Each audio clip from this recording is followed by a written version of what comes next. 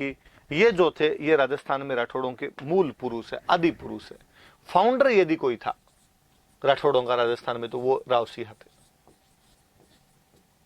कहानी है, किंवदंती है, अपनी एक फोक लोर है कि अपने पाली वाला जो इलाका था इसमें पालीवाल ब्राह्मण रहा करते थे। पालीवाल ब्राह्मणों का शासन यहां पर रहा करते थे और व्यापार का काम करते थे, व्यापारी हुआ करते थे। व्यापार करने के लिए आगे बंगाल की तरफ, गुजरात की तरफ, सब जगह लोग व्यापार करने के लिए जाया करते थे। यहाँ पे कोई राजा वगैरह था नहीं, तो ऐसा कहा जाता है कि जब ये लोग व्यापार करने के लिए जाते तो इनके साथ में लूटपाट हो जाया करती थी, बीच में कोई लुटेरे लूट लिया करते थे। इनके मन में ऐसा था कि यार अपने कभी राजा हो तो राजा का काम क्या होता है, राजा का काम रक्षा करना, तो यार अपने राजा हो तो वो अपनी रक्षा करें, अपने उसको टैक्स दे दें, ऐसी भावना इनके मन में भी थी। ऐसी कहानी है कि उस समय कन्नौज में एक राजा हुआ करते थे, सेतराम जी। किंवदंती है, अल्लाह जाने कितनी सच्ची कितनी झूठी, पर बात है सुनना, आप इस बहाने चीजें याद रहेगी थोड़ी, कि सेतराम जी कन्नौज के राजा हुआ करते थे। और सेतराम जी के बारे में कहा जाता है कि सेतराम जी के 100 बेटे थे। सिया सेतराम जी का बेटा था कि 100 बेटे हुए थे। और बाकायदा अपने दो ही बोलते, गुणचा सा सियो बड़ो, सिया बड़ा 50, कि 49 से सिया बड़ा था, सीए से बड़े 50 और थे। मतलब सीए से बड़े 50 थे, तो मतलब सिया कौन से नंबर पे आ गया, 51वें नंबर पे तो सिया ही आ गया। और ऐसी कहानी है कि जब सिया पैदा हुआ था, तो अब तो क्या होता है, बच्चा पैदा होता है, हाथों हाथ अपने टाइम देखते हैं, भाई 6:15 पे हाथों हाथ टाइम नोट कर लेते हैं, पंडित जी को दिखाते हैं, पंडित जी लो बनाओ भाई जन्म पत्री बनाओ, बच्चे की कुंडली बनाओ, कैसा रहेगा आगे।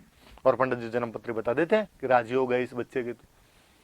पहले अब ऐसा था नहीं टाइम एग्जैक्टली कैसे क्या पता लगाया जाए, तो पहले कहते हैं कि भाई सूरज की रोशनी, चांद की रोशनी जहां पर हुआ करती थी, जहां पर छाया बनती थी, वहां पर यूं लाइनें वगैरह खींच लिया करते थे, और वो लाइनें वगैरह पंडित जी को दिखाते थे। पंडित जी उसके आधार पर बताते, भाई सूर्य की रोशनी यहाँ पे थी तो इसका मतलब टाइम ये चल रहा होगा, और उसके अनुसार ग्रह नक्षत्र क्या होंगे वो बताया करते थे।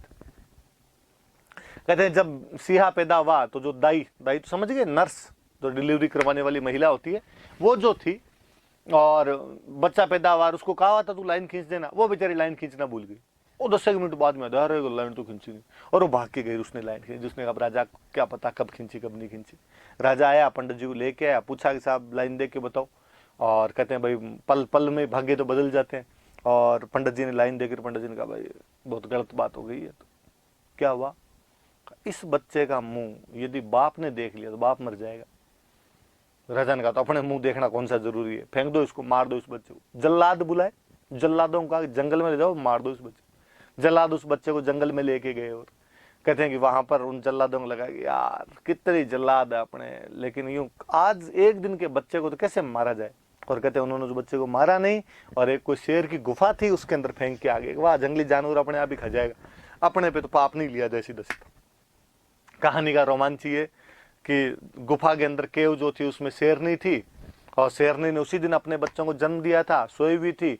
वो बच्चा भी लुढ़कता लुढ़कता उसके पास जाके गिर गया। शेरनी जब जागी तो उसको लगा कि ये भी मेरा ही बच्चा होगा, और शेरनी ने उसको पालना शुरू कर दिया। डार्विन वाला अनुकूलन का सिद्धांत है, व्यक्ति जैसे माहौल में रहता है वैसा वैसा हो जाता है। और कहते हैं कि वो अब उन जानवरों के साथ रहने लगा, शेरों के साथ रहने लगा। अब वो हाथों को भी पैरों की तरह इस्तेमाल करता था, ऐसे 4 हाथों से चला करता था, एकदम हाथ आगे निकाल के चलता था। कई दिन बीत गए, वो वैसे ही अब पशुओं के साथ रहे, पशुओं को मार के खाए, वैसे ही दहाड़े चिंगाड़े।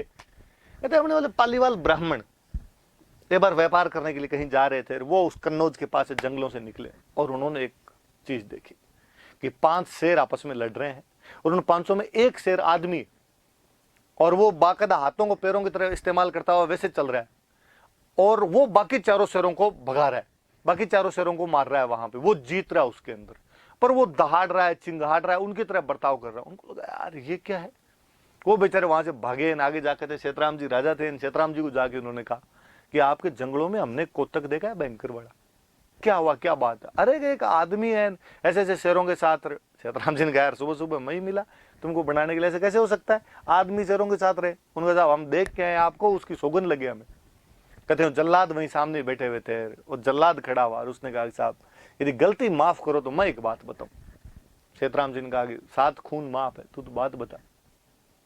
साहब वो जो आपके 51 नंबर पे हुआ था ना, 51वां बच्चा जो हुआ था, और हम उसको फेंक के आ गए थे, और हमने मारा नहीं था, शेर की गुफा में फेंक के आ गए थे। हो ना हो ये बच्चा वही है। कहते सेना भेजी, सेना भेज के उस बच्चे को बुलाया गया, पकड़ के लाया गया। वो तो शेरों की तरह रहे, पर वापस वही डार्विन का अनुकूलन का सिद्धांत। अब जब मिनक दिखाए तो थोड़ा मिनकों जैसा हुआ। तो यार आदमी ऐसे होता है, कपड़े वपड़े पहने क्या जिंदाबाद तरीके से घूमता रहता है। तो बोलना सिखाया, उसके बाल वाल काटे, कोई खुरपे से दांत वांत सही किए, उसको मिनकों के बीच में बिठाया। वो ब्राह्मण तो आगे चले गए व्यापार करने के लिए। थोड़े दिनों बाद ब्राह्मण लौट के और उन्होंने कहा कि साहब हम वो एक आदमी बता गए थे, अब क्या हुआ उसका। और राजा ने कहा थैंक यू यार, मेरे बेटे से मिलवा दिया मेरे को। ये बेटा कहा आजकल वैसे नहीं रहता है। नहीं आजकल एकदम सही है। अभी तक भी कई बार तो कच्चा मांस खा जाता है, पर फिर भी आजकल इसको रोस्टेड खाना सिखाई दिया। आजकल थोड़ा ढंग से मिनकों की तरह रहने लग गया है। राजा ने कहा यार मेरे लायक कोई सेवा हो तो बताओ तुम। उनका साहब हमारे वहां पे उस एरिया में कोई राजा नहीं है, यदि आप अपना कोई बंदा भेज दो तो हमारे वहां पे सेवा करे, हमारे वहां पे रहे तो थोड़ा ठीक रहे। राजा ने कहा ठीक है, तो मेरे तो खूब सारे बेटे, किसी को ले जाओ। पाली वालों ने कहा किसी को नहीं साहब, ये बड़ा दो हमें तो कहते हैं राव सिंहा। वहां से राव तो उपाधि हुआ, टाइटल हुआ करता था। वो शेरों के साथ, सिंहों के साथ रहा था, इसलिए उसका नाम सिंहा पड़ा। सिंहा वहां से आया पालीवाल ब्राह्मणों के साथ और बताया, वो बताओ कौन कौन से इलाके हैं भाई, तुम्हारे क्या क्या करना है। इस एरिया के अंदर आता है, पालीवाल ब्राह्मणों को मुक्ति दिलवाता है, जो लुटेरे थे उनसे मुक्ति दिलवाता है, यहाँ पर अपना शासन स्थापित करता है। तो राठौड़ों में सबसे पहला आदमी को शासन स्थापित करने के लिए आया था, तो वो कौन थे? राव सिंहा सबसे पहले आए थे यहाँ पे, जो मारवाड़ के राठौड़ उनका। हालांकि अपने को यहाँ पे मैंने दिन पहले ही बताया था आपको, 997 का एक धवल नाम के राजा का अस्थि कुंडी का अभिलेख मिलता है, उसमें राठौड़ों का वर्णन है। पर वो कौन थे, कब आए, कहाँ चले गए, उनकी ज्यादा जानकारियां नहीं है। बाद की जो पीढ़ियां मिलती है मारवाड़ के राठौड़ों की, उनकी यदि वंशावली कहीं से शुरू होती है तो वो कहाँ से शुरू होती है? सिंहा के साथ में शुरू होती है। तो सिंहा राजस्थान में राठौड़ों का प्रथम पुरुष था, उनका फाउंडर था, उनका आदि पुरुष था, उनका सबसे फर्स्ट एंसेस्टर वही हुआ था यहाँ पे आने वाला, कि उसी के नाम से आगे वंशावली पूरी की पूरी शुरू की जाती है। अब फिर कहते हैं कि भाई सिंहा आ गया तो राजा होगा, तो राजा की कोई ना कोई राजधानी होगी। तो उसकी राजधानी थी खेड़। अपने बाड़मेर में एक जगह पड़ती है खेड़, को उसने अपनी राजधानी बनाया था। और यहीं पर एक बार वो आक्रमणकारियों के खिलाफ लड़ता हुआ शहीद हुआ था, लड़ते लड़ते शहीद हुआ था। पाली में एक गांव पड़ता है बिठू, उस बिठू गांव के अंदर उसकी छतरी बनी हुई है, सिंहा की छतरी। दो तीन बातें याद रखने वाली कि राजस्थान में राठौड़ों का मूल पुरुष कौन था? तो राव सिंहा था, कन्नौज से आया था। उसने राजधानी अपनी खेड़ बनाई। किसके लिए आया था? तो पालीवाल ब्राह्मणों के लिए आया था।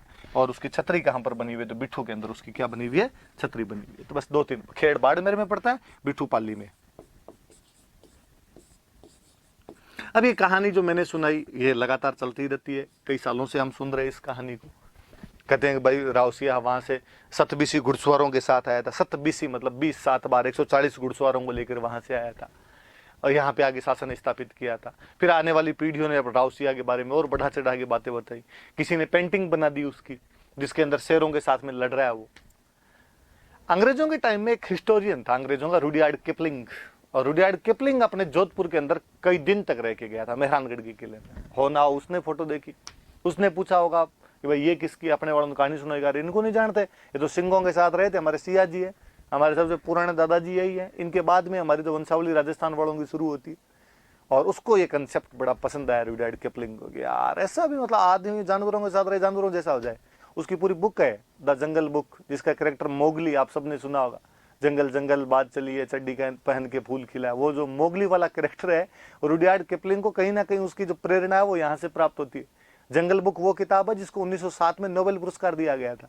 फर्स्ट इंग्लिश, पहला अंग्रेज कोई जिसको साहित्य का, लिटरेचर का नोबेल मिला था, तो रुडयार्ड किपलिंग हुए थे। तो रुडयार्ड किपलिंग अपने जोधपुर में खूब दिन तक रह के गए, और जोधपुर में आप भी जाओ तो देखना वो पेंटिंग लगी हुई है। हम मोगली को अलग से जानते हैं, पर हम सिया की कहानी नहीं जानते। हम अंग्रेजों के मोगली पर राजी हो जाते हैं, पर हमारी सिया वाली कहानी जैसे आती तो अपने कहते यार फेंक दी होगी किसी ने, यूं कहानी होगी। भगवान जाने जो भी रहा हो, पर है तो उसकी प्रेरणा तो उधर से मिलती है किपलिंग को। तो सिया जी अपने याद रखना भाई आपने।